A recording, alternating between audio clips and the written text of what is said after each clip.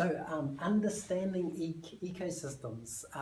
One of the main ideas behind permaculture is that you're trying to understand the function of a natural system and replicate that understanding within a production system. And if you're going to do that effectively, you need to know a little bit about how ecosystems work, what is the structure and composition of ecosystems, and based on that understanding, how does that guide your production system and your objectives within that production system. So there's big picture and there's details as far as understanding ecosystems go. The big picture is that on Earth there is an energy flow through those systems that is constant. There's energy going into it from the sun, and there's energy being radiated out to space eventually, and that's a one-way flow of energy. It's not recycled, it doesn't it can't be used indefinitely, so it's not a long-term renewable, I guess, resource, because the sun will eventually run out, and that flow of energy will stop.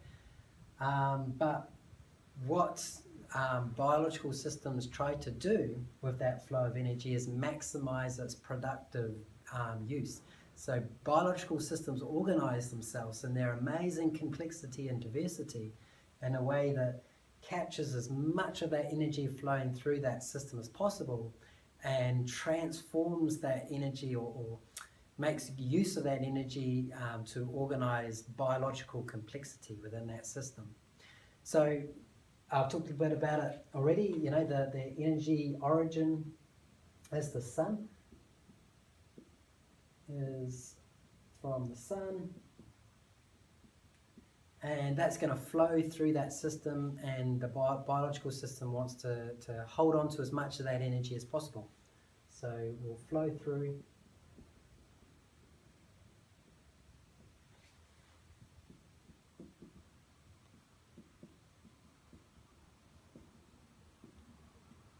So biological systems want to create a functional diversity to hold on to that energy.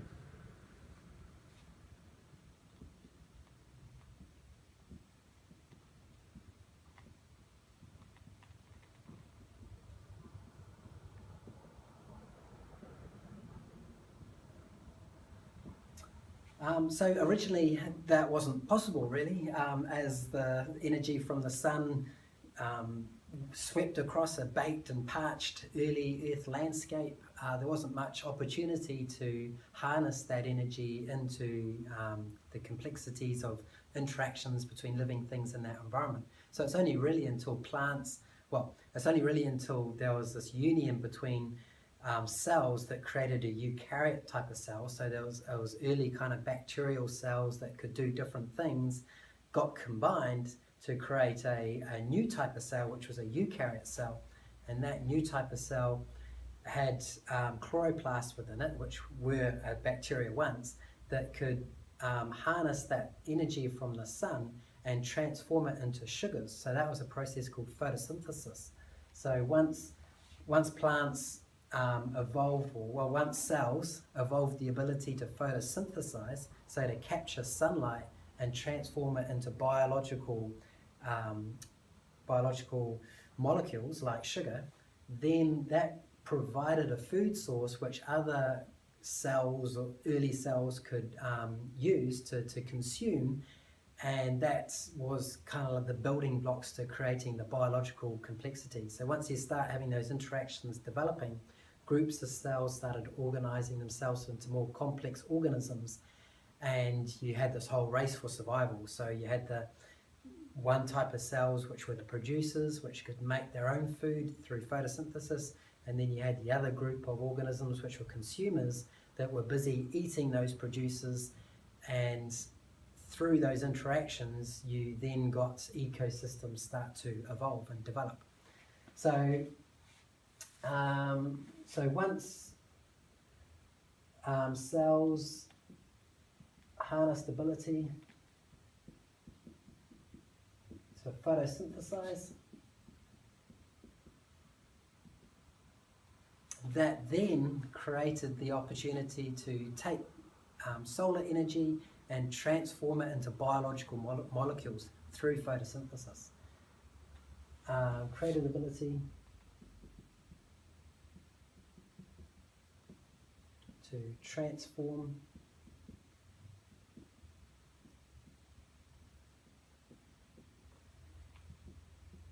into biological molecules. Okay, and once that foundation was established, then, as I was saying before, you've got the consumers eating those producers, and you've got diversity in those producers to try to make the best use of capturing the solar energy, but also avoid being eaten by the producers. And this diversity of interaction creates the platform from which evolution emerges from. So certain species will have certain traits that will have some sort of advantage, and then you get this great explosion of diversity of life. And the idea behind that great explosion of diversity is that you're trying to make the best use of capturing the energy flowing through that ecosystem by creating this biological complexity. So biological complexity develops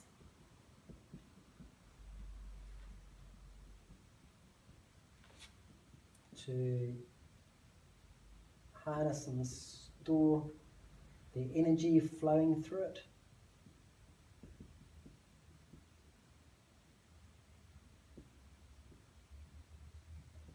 And transform it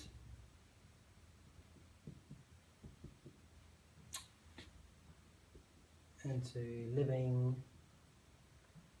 food webs.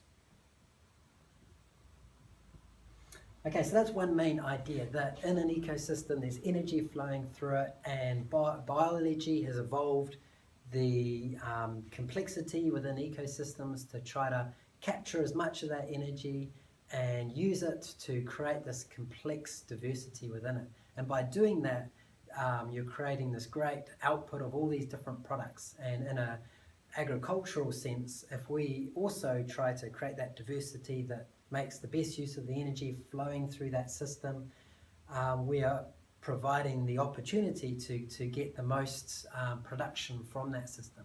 So the more we try to simplify and just monoculturalize our production systems, the less we are able to make use of the energy flowing through that system, because there's not that functional complexity within that system to spread and slow down the energy moving through it as it goes through that system pretty quickly. So we want to recreate this functional complexity as much as we can within our systems. Okay, the other idea is matter is recycled. So the matter that was first there in the formation of Earth is still there. There's some off-gassing of certain elements into space, but gravity holds much of our atmosphere around our Earth, so there's not much that escapes Earth. The energy changes form and eventually flows out into space as heat radiation, but the matter is being constantly recycled. So the other big picture idea to understanding ecosystems is that there's certain processes that are going on to recycle the matter and make it constantly available for living systems to incorporate into their materials and to create that complexity within those systems. So matter is never lost, but constantly recycled.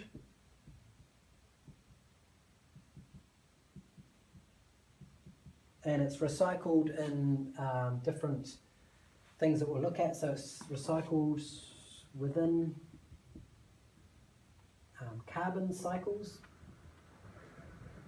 So that's how you can get carbon as carbon dioxide go into the atmosphere. That carbon dioxide can be absorbed by plants. The plants can put that carbon into, through photosynthesis, the plants transform that carbon dioxide into sugars. Those sugars can be put into the soil to feed the microorganisms in the soil, and that draws carbon out of the atmosphere and puts it into the soil. over thousands of years, as those carbons degrade, they form oil and coal and gas that we can then extract as a source of energy. But the carbon cycle is the process where carbon is moving from the atmosphere into the hydrosphere or the water, into the lithosphere or the earth as soil, into the biosphere as sugars and other biological molecules that are being changed between living things. So matter is never lost but constantly recycled within carbon cycles, water cycles, there's nitrogen cycles. Just about any type of matter that you look at, so any of the elements that are on Earth, whether it's carbon, water, nitrogen, whatever it might be, they all go through cycles. So they don't just stay in the biological systems, they move into the soil, they can move into the water, they can move into the air, and that cycling makes them constantly available for life to be able to make use of those materials to construct living organisms. So that's the big picture. The details of it is that within each ecosystem you can divide it into the abiotic or biotic factors, and the abiotic factors are the non-living components of that system. So I'll put that up here, non-living components. So that would include things like water, soil, rock, temperature, rainfall, humidity, altitude, distance from equator.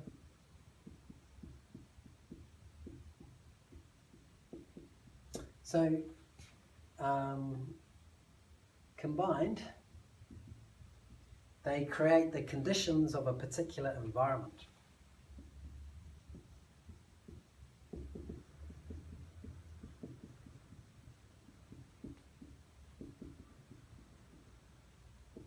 Okay, so if you look at a particular environment, so if you're looking where I am now in Wanganui, the abiotic factors of this environment are how far we are from the equator. So we're about 32 degrees latitude, so that means that it's quite seasonal here. We have fairly big changes in season between winter and summer, not too extreme, quite moderate, but you do get those big those seasonal fluctuations in daylight hours and hours of sunshine. And that's going to have a big impact on the living things in that system, because it's going to impact, you know, the temperature and the hours of sunshine mainly.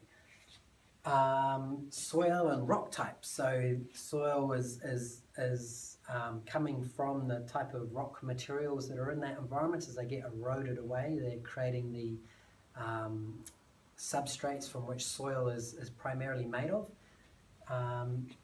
You got temperature, again depending on how far it is from the equator, but also its altitude. The higher you get, the colder it gets. The rainfall of a particular area, its humidity, distance from the equator, distance inland. So we're quite close to the ocean here, which means we're moderated by the temperature of the ocean. So instead of getting too hot in summer or too cool in winter, the temperature of the ocean doesn't change very easily because it's a very big body of water, and water doesn't like to change temperature very quickly. So that helps moderate the temperature on land that's next to the ocean.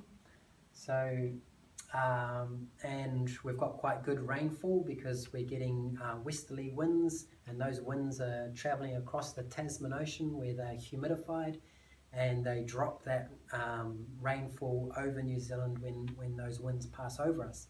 So we get quite consistent rainfall during the year. So it's these elements here that form the habitat of a particular environment. And when you're looking at an ecosystem, you're often fine-tuning that to a particular type of environment, like a forest or a pond or a river or a lake. And these abiotic factors you can also fine tune to that particular environment. So a forest has particular macro scale abiotic factors, but then micro scale. So in a forest it will have certain light intensity depending on where you are placed in that forest. There'll be a change in the humidity because the trees are transpiring. The temperature will be moderated a bit by the trees buffeting the wind that might change the temperature more quickly.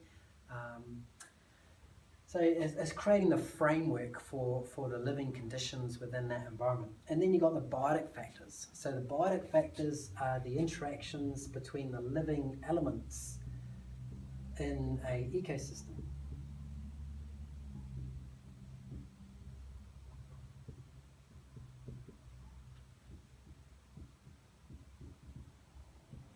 So those interactions could be predation, they could be mutualistic, and then you've got the biotic factors in that system. So the biotic factors are the interaction between all the living elements in that system. And as those interactions, they could be predation, or they could be mutualistic, or they could be commensalistic interactions. And what they all are doing is creating the biological context in which a particular organism experiences within that habitat. And that can be changed depending on the influx of species, so the migration of species or the eradication of species. Our own impact on ecosystems tends to be one where these biological factors are constantly changing because we're introducing species into those systems. We're eradicating other species that are more specialized or more vulnerable, and changing the biological context in which the species within an ecosystem experience.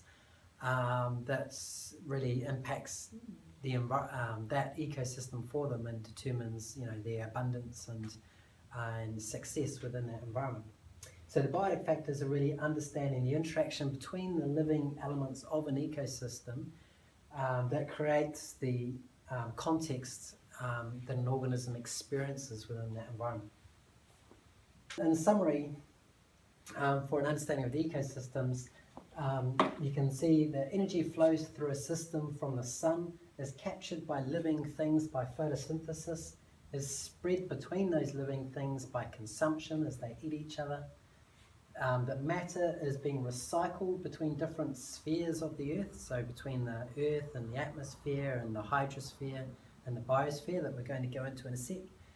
And an ecosystem can be divided between the abiotic factors, which create the habitat. They're the non-living things like temperature, humidity, altitude, and the living aspects, which are all the living things that are in the ecosystem, and they create the context in which a organism experiences and it will evolve in response to. So what will try to eat it, what food is available, what competition is there, they're all the biotic factors, and it's in response to those factors that an organism will evolve to over time. So to get a better understanding about how matter is being recycled on the Earth, we'll just quickly go through what the spheres are on Earth. So they're the biosphere, the hydrosphere, the lithosphere, and the atmosphere. And each nutrient or molecule will be recycled between those spheres so that it's being constantly made available to the biosphere to help support life. It can't just stay there, it's got to be recycled between the different spheres. We'll look at some examples of that with the carbon cycle and the water cycle.